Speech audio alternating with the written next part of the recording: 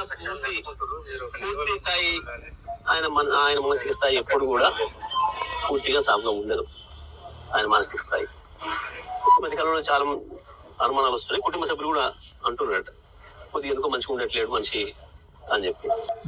కోమటిరెడ్డి ఆయన ఇక కోమటిరెడ్డి వెంకరెడ్డి మానసిక స్థాయి పూర్తిగా బాగాలేదు.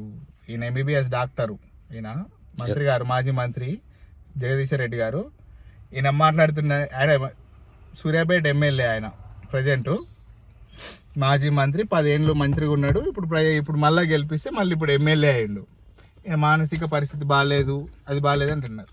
ఆయన మానసిక పరిస్థితి ఏందో కానీ ఫస్ట్ సార్ తమరి మానసిక పరిస్థితి కరెక్ట్గా పర్ఫెక్ట్గా ఉంటే మీరు సూర్యాపేటలో ఏం జరుగుతుంది, సూర్యాపేటకి ఏం కావాలనేది మాత్రము మీరు చేయండి చాలు. ఎందుకంటే మీరు మంత్రిగా ఉన్నప్పుడు కూడా మీరు స్టేట్ వైడ్గా ఏం చేసింది ఏం లేదు. సూర్యాపేటకు కూడా పెద్దగా మీరు ఒరగబెట్టింది కూడా ఏం లేదు. ఐటీ హబ్బు గీటీ హబ్బు అది ఇదని 4 రోజులు డ్రామాలు ఆడి అన్ని డ్రామాలన్నీ తీసి పక్కకి ఎటో పడేసారు. అంతా ఒత్తిగా గులుగులు ముచ్చటైపోయింది. మిమ్మల్ని ఎమ్మెల్యేగా గెలిపించింది సూర్యాపేట జనాలు. సూర్యాపేటకి ఏం కావాలో మీరు చేయాల్సింది. అధికార పార్టీ చేయలేదంటే మీరు కూడా అధికారంలో ఉన్నప్పుడు అపోజిషన్ ఉన్న పార్టీకి ఇట్లనే చేసిరా ఎమ్మెల్యేలని. అంటే కాంగ్రెస్ అంటే మొత్తం గుండుగుతగా కొన్నారు అనుకో. అప్పుడు మరి మీరు కూడా అట్లనే చేసి ఉంటేనే మీకు అట్లా అనిపిస్తుంది. లేకపోతే మీరేం చేయకపోతే ఎవరు కూడా ఏం చేయరు కదా. అయినా కానీ వాళ్ళు ఏం చేసినా కానీ వాళ్ళ తరపున సూర్యాపేటకి ఏం కావాలని కొట్లాడాల్సిన బాధ్యత ప్రజాసేవ కోసం మాత్రమే మిమ్మల్ని గెలిపించారు. అది గుర్తుపెట్టుకోవాల్సిన విషయం.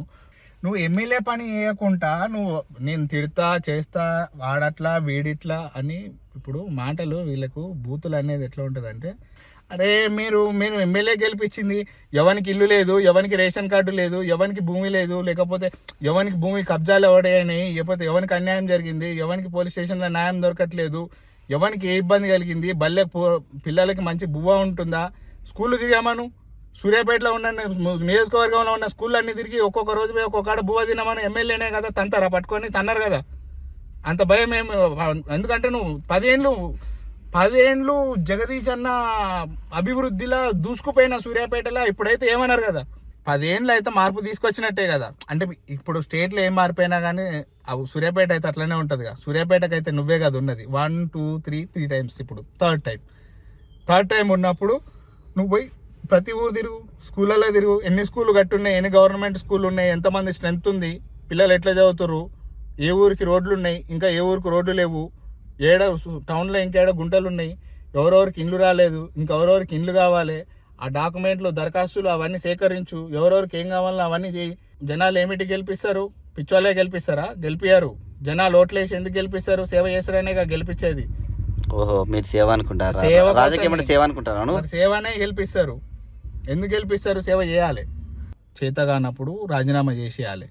బరాబర్ రాజీనామా చేసేయాలి. చేతగానప్పుడు నాకు చేత కాదు, ఆ అధికారంలో రేవంత్ రెడ్డి ఉన్నాడు, కాంగ్రెస్ పార్టీ ఉంది, నాకు చేత కాదు, నేను వాళ్ళ దగ్గర ఏం తేలేను అని చెప్పేసి రాజీనామా. మీరే కాదు, ఓన్లీ జగదీశ్వర్ రెడ్డి గురించి మాట్లాడతలేను నేను. యాజ్ ఏ అపోజిషన్ అయినా ఏ పొజిషన్ అయినా కానీ ఎమ్మెల్యేగా మిమ్మల్ని గెలిపించినప్పుడు మీ ప్రజల పక్షాన, మీ ఊరి పక్షాన మీరు కొట్లాడలేనప్పుడు మీరు అధికారం అనవసరం. మీకు చేతగానప్పుడు మీరు పనులు చేయాలి. మీకు చేతగానప్పుడు మీకు ఎందుకు మీరు ఎందుకు ఎమ్మెల్యే కాదు బోర్డు పెట్టుకోవడానికి ఉంటానుక? మీ గౌరవం కోసం కాదు. అది 4 లక్షల రూపాయలు జీతం ఇచ్చి పొద్దున లేస్తే 10-15 వేలకు పెళ్ళాలకు పిల్లలకి ఒక పూట బువ్వ పెట్టకపోయినా కానీ ప్రతి వస్తువులో మాకు ట్యాక్స్ కట్ అవుతుంది. ప్రతి రూపాయి మేము కడుతున్నాం. మా పైసలతోని మా పిల్లల జీవితాలు, మా జీవితాలు బాగుపడతాయని మిమ్మల్ని గెలిపిస్తే మీరు ఇట్లా ఫాల్తు ముచ్చట్లు మాట్లాడుకుంటా, ఫాల్తు తిట్టుకుంటా అందరినీ టీవీలలో చూస్తుంటే పోరగాళ్ళు యాజ్ ఎ మంత్రులుగా, ఎమ్మెల్యేలుగా వీళ్ళే ఇట్లా మాట్లాడుతారు. మేము ఇట్లా మాట్లాడితే ఏందని 10 ఏళ్ళేమో ఆ బెల్ట్ షాపులన్నీ మొత్తం ఊర్ల నిండా నింపేసి అడ్డగోలు ఆల్కహాల్ని వేసేసి ఇప్పుడు ఇద్దరు కలిస్తే ఛాయ్ తాగుదామా లేకపోతే ఏదైనా తిందామా అనుకునే స్టేజ్ నుంచి ఇద్దరు కలిస్తే తాగుదాం, మందే తాగాలనే స్టేజ్లకు తీసుకొచ్చి ఇంత దరిద్రాన్ని చేసిన మీరు మళ్ళీ ఇప్పుడు మీరు ఎప్పుడైనా బీఆర్ఎస్ పార్టీ చేసిన ఇవన్నీ చెప్తున్నా, ఇవన్నీ వేస్ట్ పనులు చేసిరు. కానీ ఇప్పటికైనా ప్రతిపక్షంలోకి వచ్చారు, ఎందుకంటే జనాలు తీసి పక్కన కూర్చోబెట్టారు కాబట్టి గెలిచిన వాళ్ళ వరకు కేసీఆర్ ఉండొచ్చు, కేటీఆర్ ఉండొచ్చు, లేకపోతే ఇంకోరో ఉండొచ్చు, రేపు ఇంకోరో రావచ్చు, ఎవరైనా పోవచ్చు, ఏమైనా కావచ్చు. కానీ మీరు మీ కాన్స్టిట్యున్సీలో గెలిచిన ఏ ఎమ్మెల్యే అయినా, అది కాంగ్రెస్ కావచ్చు, బీజేపీ కావచ్చు, బీఆర్ఎస్ కావచ్చు, ఏదైనా సిపిఎం కావచ్చు, ఏదైనా కానీ మిమ్మల్ని ఎమ్మెల్యేగా గెలిపించేది ఎందుకంటే లేకపోతే ఇప్పుడు అధికార పార్టీనే వేస్తుంది అనుకుంటే సపరేట్ ఎమ్మెల్యేలు అవసరం లేదు కదా, ఒక సీఎం కోట వేస్తే సరిపోతుంది. ఎమ్మెల్యే ఎందుకు అవసరం లేదు కదా, ఎమ్మెల్యే ఎందుకు ఎమ్మెల్యే గెలిపించింది ఎందుకు? నువ్వు అయినా ఏదేం జరిగినా కానీ మా ప్రాంతానికి, మా ప్రజలకి, మా వరకు ఈయన అయితేనే మంచి చేస్తాడు అనుకుంటేనే కదా గెలిపించేది. ఈ మాట అనుకొని గెలిపించినప్పుడు ఇప్పుడు మీరు కూడా అదే చెప్పుకుంటారు కదా, నా మీద ప్రేమ ఉంది, నా అభివృద్ధిని చేసి గెలిపించారు అని మీరు చెప్పుకుంటారు కదా. చెప్పుకున్నప్పుడు మరి అదే పని చేయాలి. ఆ అధికారంలో ఉన్నారు, మాకు ఇప్పుడు ఇట్లా చేస్తారు, అట్లా చేస్తారు అంటే రాజీనామా చేయాలి. అంతే, రాజీనామా చేయరు. బై ఎలక్షన్ వస్తుంది. ఈసారి ఎవరైతే చేస్తారని నమ్మకం కలుగుతుందో, ఎందుకంటే మీరు పోటీ కూడా చేయాల్సిన అవసరం లేదు. ఎందుకంటే పోటీ చేసినా కానీ వేస్టే. ఎందుకంటే మళ్ళీ గెలిచినా కానీ అనవసరం కదా. మళ్ళీ అదే చెప్తావు వాళ్ళు అధికారంలో ఉన్నారని. అవసరం లేదు. గెలిచే దమ్మున్నోడు, చేసే దమ్మున్నోడు మాత్రమే పోటీ చేస్తాడు. చేయాలనుకున్న దమ్మున్నోడు మాత్రం పోటీ చేస్తారు, వాళ్ళకే ఓట్లు వేస్తారు, వాళ్ళని గెలిపించుకుంటారు.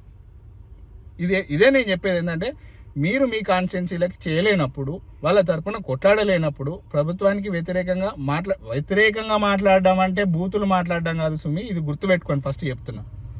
వ్యతిరేకంగా మాట్లాడడం అంటే నాకు ఇది జరిగింది, మా ప్రాంతానికి ఇల్లు లేదు, ఈ జాగా లేదు, ఈ భూమి లేదు, లేకపోతే ఈ డబ్బు లేదు, ఈ ప్రాంతానికి ఇక్కడ ఒక హాస్పిటల్ కావాలి, ఇక్కడ ఒక బడి కావాలి, ఇక్కడ పిల్లలకి మంచి ఫుడ్ కావాలి. ఇది వ్యతిరేకంగా మాట్లాడడం అంటే ఆ అవతలని మానసిక పరిస్థితి బాగాలేదు, ఈయన మెంటల్ హెల్త్ బాగాలేదు, ఆయనకు జ్వరం వచ్చింది, ఈయనకు జలుబు వచ్చింది, ఈయన ఆర్ఎంపీ డాక్టర్లు కాదు మీరు ఎమ్మెల్యేలు. అది గుర్తుపెట్టుకొని ప్రవర్తిస్తే మంచిగా ఉంటుంది. ప్రజలు కూడా అర్థం చేసుకోవాల్సింది ఏంటంటే, మీరు ఎమ్మెల్యేలుగా గెలిపించిన ఈ పైన లాజిక్లు అవసరం లేదు. పైన ఉంటే ఈయన ఏం చేస్తాడు అని అనుకోవద్దు. ఈయన చేయడానికే అధికారం ఉంది.